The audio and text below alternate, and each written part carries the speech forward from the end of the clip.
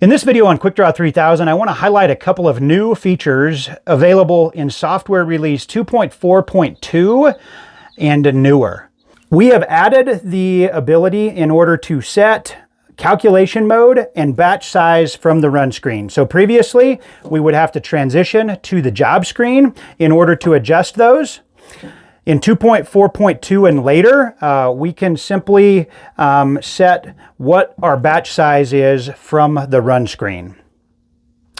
An additional new feature of 2.2.4 and newer is what we call QuickLoad.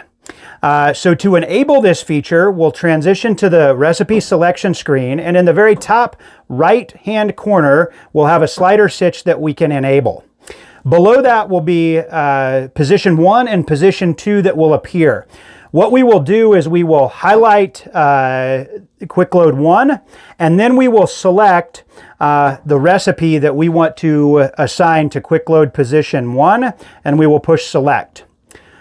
We will repeat the same thing in order to select recipe number 2. So now we've set our QuickLoad presets. If we transition back to our run screen, we're now going to see two buttons appear that are QuickLoad 1 and QuickLoad 2.